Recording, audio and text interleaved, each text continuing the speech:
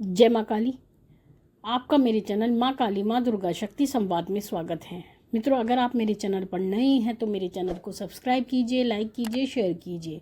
साथ ही notification bell को भी प्रेस कीजिए, जिससे हमारी आने वाली वीडियोस का नोटिफिकेशन आपको तुरंत मिल जाए।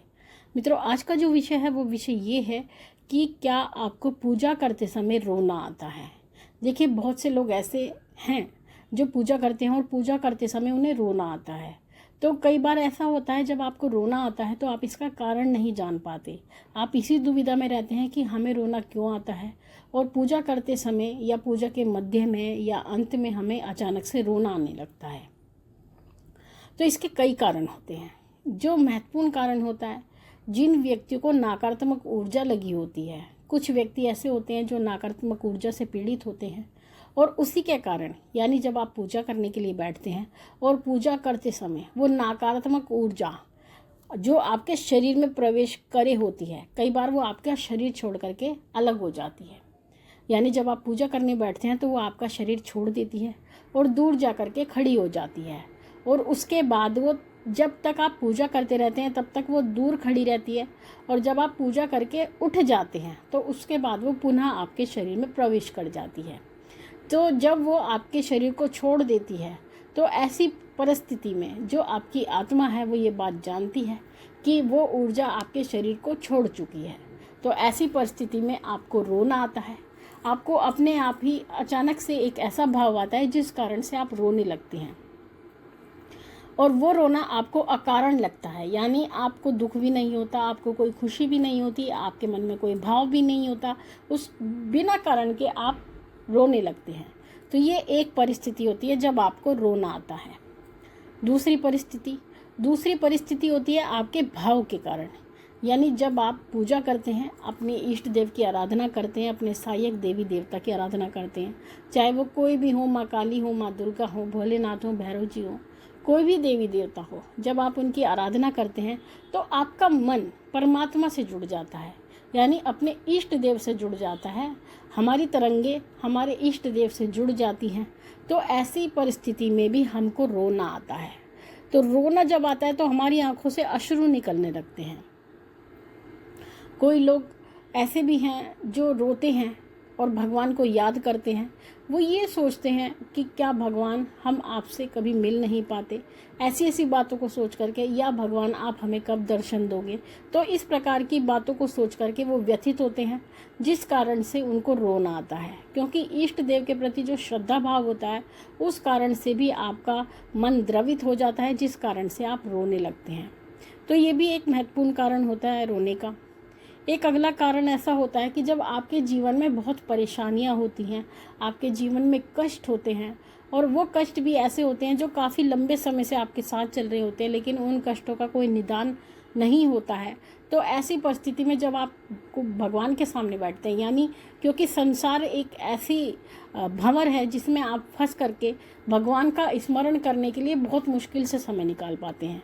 तो ऐसी परिस्थिति में जब आप उस भंवर से निकल के भगवान के सामने बैठते हैं तो वहाँ पर बैठकर आप भगवान से प्रार्थना करते हैं कि क्या भगवान, केवल मैं ही एक ऐसा व्यक्ति हूँ जो इस संसार में दुखी हूँ, और जब आप इतने सर्वशक्तिमान हैं तो क्या आप हमारे दुखों का अंत नहीं कर सकते।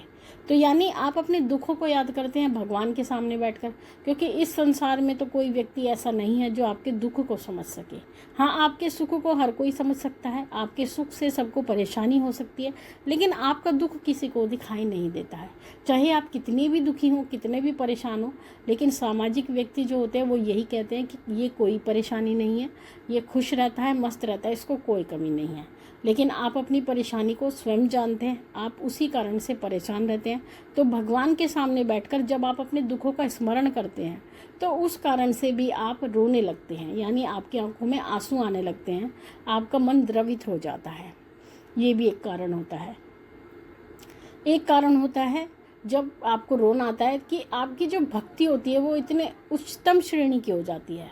यानी जब आप भगवान की विरह में तड़पने लगते हैं, जैसे कि एक प्रेमी या प्रेमिका एक दूसरे के लिए तड़पते हैं, उसी विरह में जब आप भगवान के लिए तड़पते हैं, यानी आपको इतना ही प्रेम हो जाता है भगवान से कि आपको ऐसा लगता है कि अगर आपके जीवन में से भगवान यानी आपके इष्ट देव को हटा दिया जाए तो आप जीवित नहीं रह सकते।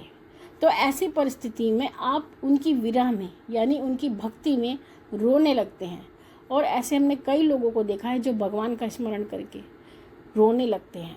तो ये भाव आपके आते हैं भगवान के प्रति, जिस भाव के कारण, अपनी भक्ति के कारण आपको रोना आता है। और अगर आप भगवान को याद करके उनकी विरह में रोने लगते हैं तो आप इस बात को मान के चलिए कि आप भगवान के बहुत निकट पहुंच चुके हैं, यानी आपने भगवान को प्राप्त कर लिया है।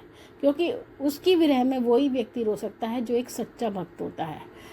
अन्य व्यक्ति भगवान की विरह में नहीं रो सकते हैं। ऐसे तो बहुत व्यक्ति हैं जो भगवान की पूजा में 5 मिनट भी नहीं देते, और ऐसे भी व्यक्ति हैं जो केवल 2-2, 3-3 घंटे भगवान के याद में बैठे रहते हैं, मौन बैठे रहते हैं। तो ये भगवान की कृपा ही होती है। जिसको सच्ची भक्ति प्राप्त होती है उस पर भगवान का पूर्ण आशीर्वाद होता है। तो इसलिए अगर आपके साथ ये सारी परिस्थिति होती है और ऐसी परिस्थितियों में आपको रोना आता है तो उनके ये कहीं ना कहीं कारण होते हैं, लेकिन आपको कारण स्वयं पता करना होगा कि आपको रोना वास्तविक रूप से क्यों आता है। अगर आपको नकारात्मक ऊर्जा के कारण रोना आता है तो आपको अपना इलाज कराना चाहिए, किसी अच्छे भक्त से मिलकर आपको अपना दिखाना चाहिए कि आपको वास्तविक रूप से क्या परेशानी है। दूसरी बात, जो नकारात्मक ऊर्जा होती है वो आपके घर में तो परेशानी खड़ी करती ही करती है, वो आपके जीवन में, जिस व्यक्ति के शरीर में वो प्रवेश कर जाती है उसके जीवन में भी बहुत ज़्यादा परेशानियाँ उत्पन्न करती है। यानी उसको कभी भी जॉब नहीं लगने देती, एक तो उसके घर में रुपया पैसा नहीं आने देती, उस व्यक्ति को हमेशा बीमार रखती है, उसका मानसिक रूप से वो व्यक्ति बहुत परेशान रहता है, उसका स्थिर नहीं होता कोई भी चित्त। तो ऐसी कई सारी परिस्थिति होती है जिस कारण से नकारात्मक ऊर्जा उसके जीवन में बड़ी बड़ी परेशानियां खड़ी करती हैं। तो इससे छुटकारा पाने के लिए आपको अपना अच्छा इलाज कराना चाहिए और इस नकारात्मक ऊर्जा से छुटकारा पाना चाहिए। तो मित्रों, ये थी जानकारी आप सभी के लिए। माँ भगवती से यही प्रार्थना करते हैं कि वो आपके भंडारे भरती रहे, आपकी सभी मनोकामनाओं को पूर्ण करती रहे, आप पे अपना पूर्ण आशीर्वाद बना के रखे। आपसे फिर मिलते हैं अपनी अगली वीडियो में। तब तक के लिए जय महाकाली, जय महाकाल।